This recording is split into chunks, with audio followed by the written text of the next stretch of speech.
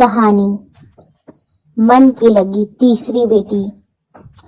बिटिया हुई है बहुरिया को। मिसिराइन का तीखा स्वर सीधे अम्मा के सीने में तीर बनकर लगा। बिटिया, हाय दुर्गा मैया, ई का की अरे दुई का कम थी जो इस बूढ़ी छाती पे एक और टपका दी। ओसारे में बैठी अम्मा ने छाती ऐसे पीटा मानो लड़की हुई ना हो बल्कि घर से भाग गई हो। पहली हुई तो दादा को ले गई, दूसरी हुई तो चाचा सड़क से धारे, अभी तीसरी किसके लिए विस्पान का कटोरा लेकर आई है। हे दुर्गा मैया, अम्मा का बड़बड़ाना चालू था। मिसिराइन गरम पानी का भगोना उठाकर फिर कोठरी में चली गई। अंदर से अब कुमुदनी के कराहने की आवाज नहीं आ रही थी। बेचारी बेटी का मुंह देखकर अपने दर्द का इजहार करने का अधिकार भी गंवा चुकी थी। अम्मा ओसारे में डोलती हुई रसोई के दरवाजे से आ लगी। रीनू, सीनू, 4 एवं 2.5 वर्ष की कन्याएं बूढ़ी दादी के गले से आ लगी। माँ को भैया हुआ। रीनू ने दादी के झुर्री पड़े गालों को अपने नन्हे नन्हे हाथों से सहलाकर पूछा, हाय री दैया, कैसी अगोरी पड़ी है भाई को। अरे तुम सबका भाग्य ऐसे ही होता का था, 3 बहनें हो गई तुम सब। सच्ची दादी, कहती हुई दोनों नन्ही बालिकाएं हठात अधिकार पूर्वक दादी की गोद में चढ़ गईं, तो अम्मा ने उन्हें स्नेह से चिपका लिया। ई मन भी कैसा अजीब है दुर्गा मैया, जब ई सब पैदा होती हैं तो कलेजे पर बच चलती है, और जब टू टू रेंगती हैं, बोलती हैं, तो ऐसा लगे है मानो फूल बरसा रही हो। ओ देवता, दोनों छोरियों को अगल बगल टांगे अम्मा रसोई में आ गई। एक को गाड़ी में, दूसरी को दरी पर बिठाकर 2-4 कटोरी चम्मच उनके सामने रख दिया। गैस जलाकर उस पर कढ़ाई चढ़ा दी। हरीरा पकने लगा। जतन से इकट्ठा किए देसी घी का छौंक लगाकर हरीरा पकाने लगी। 2 बेटे हैं उनके। बड़ा सुल्तानपुर में बहू और बच्चों के साथ है। वैसे तो हाथ में ढेरों नोट होते हैं उनके, पर तनख्वाह गिनी गिनाई ही तो मिलती है ना, और उसी में गुजारा करना पड़ता है।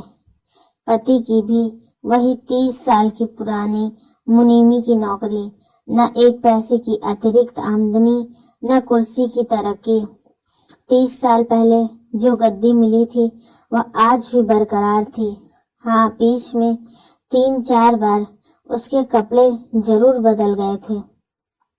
सेठ जी दरिया दिली दिखाते हुए हर त्योहार पर मियाँ बीवी दोनों के लिए कपड़े जरूर भेजते। अम्मा की बड़ी अभिलाषा थी कि छोटे को एक बेटा हो जाए। आज सुबह भी जब संदीप काम पर जा रहा था, उनका मुंह सूजा हुआ था। भोली अम्मा को कौन समझाता कि बेटा पैदा करना संदीप या कुमधुनी के हाथ में नहीं, और न ही इसके लिए पूरी तौर पर कुमधुनी जिम्मेदार है। अरे बहू जी, बहुरिया को कुछ खाने को तो दे दो। मिसराइन का तीखा स्वर फिर कानों से टकराया। चाय ही बना दो। चाय? अरे बच्चा जना है, बहू ने ईंट पत्थर नहीं जो चाय दे दूं। अम्मा ने मुंह बनाकर कहा तो मिसराइन ने घाव पर मरहम लगाना चाहा। सब्र करो बहू जी, अगली बार तुम्हारी दुर्गा मैया जरूर बेटा देगी, धीरज धरो।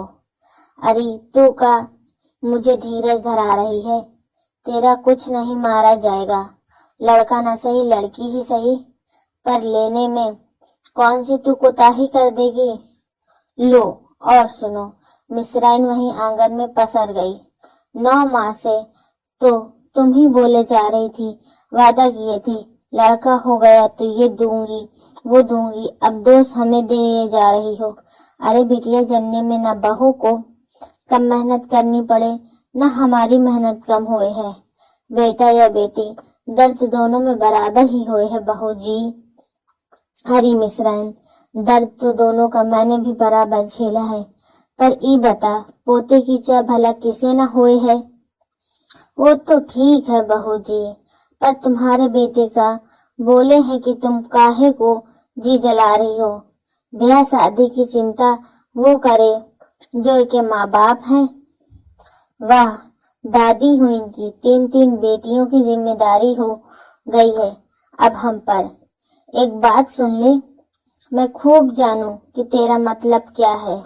अरे बहू जी, वह तो मैं अब भी कह रही हूँ, बेटे का दूसरा ब्याह कर दो। लड़की 30 से ऊपर है, रंग दबा जरूर है थोड़ा, पर पहली जच्ची में लड़का ही देगी यह गारंटी।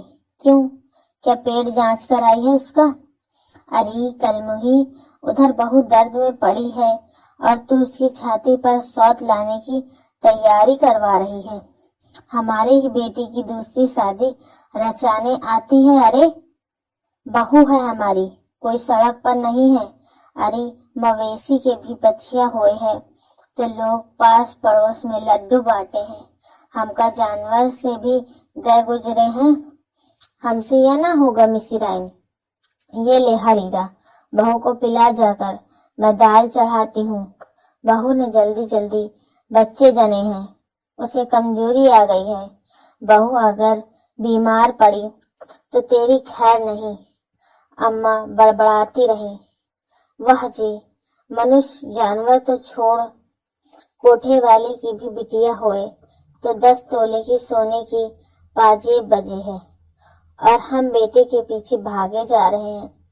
अरे इसमें बहू की क्या गलती जो दुर्गा मैया दे दे। अम्मा का बड़बड़ाना चालू था और उसकी बातें सुन दरवाजे पर खड़े उनके पति विश्वनाथ बाबू बेटे संदीप के कंधे पर हाथ धरे आश्चर्य से खड़े रह गए। सुबह तक तो पत्नी ज्वालामुखी बनी हुई बहू को घूर रही थी और अब अचानक से ममता का दरिया कहां से फूट पड़ा। उन्होंने संदीप की पीठ थपथपाई और मुस्कुरा पड़े। वाह री नारी, तेरे मन में क्या है कुदरत भी नहीं जानता। ये कहानी आपको कैसी लगी कमेंट्स में जरूर बताएं। धन्यवाद।